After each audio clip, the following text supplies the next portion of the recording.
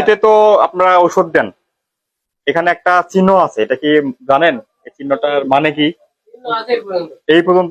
এখানে আছে হচ্ছে সবুজ কালার, এখানে আছে হলুদ কালার, আবার আরেকটা এটাতে দেখেন হচ্ছে নীল কালার আছে। তো এই কালার গুলোর কিন্তু একটা মানে আছে।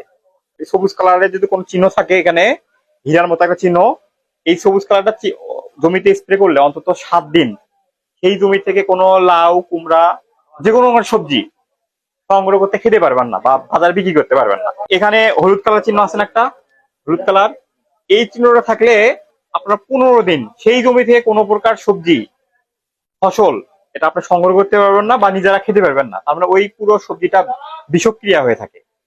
আর এখানে আপনারা দেখছেন নীল কালার, দেখছেন এখানে একটা, এটা যদি থাকে কোনো কীটনাশকের লেবেলে বা কোনো প্যাকেটে, তাহলে সেটা আপনার 21 দিন আগে মধ্যে এই সবজিটা আপনার সংগ্রহ খেতে পারবেন না।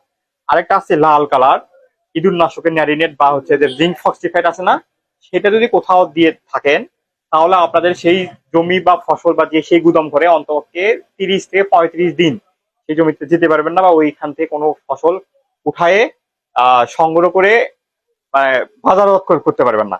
তাহলে এটা কি আপনারা আগে জানতেন? জানতেন না। ভাই আপনাকেও জানলাম, কারণ আপনি কীটনাশক বিক্রেতা, এটা অবশ্যই আপনাদের কৃষকদের একটু জানাবেন। আমরা খাদ্য নিরাপত্তা নিয়ে কাজ করছি। এই যে আমাদের ক্যান্সার হচ্ছে, এই জন্য কিন্তু ক্যান্সার হচ্ছে। আপনার একজন যে মরিচ চাষ করে, যে লাউ চাষ করে অথবা বেগুন চাষ করে, সে কিন্তু আজকে একবার সকালে একবার স্প্রে দিচ্ছে, তো বৈকালে একবার স্প্রে করতেছে। তাহলে আমাদের এটা কিন্তু আমাদের ক্ষতি। এই ক্যান্সারটা কার হচ্ছে? কৃষকের বেশি হচ্ছে। আমার সাথে আবার একটু বলেন, যদি সবুজ কালার কোনো কীটনাশকের গায়ে লেবেলে যদি এরকম একটা চিহ্ন থাকে, তাহলে বুঝবো এটা কতদিন, 7 দিন বা 1 সপ্তাহ। যদি হলুদ কালার থাকে চিহ্নটা, 15 দিন। আর যদি নীল কালার থাকে 21 দিন, মানে 3 সপ্তাহ, 3 7 21 দিন।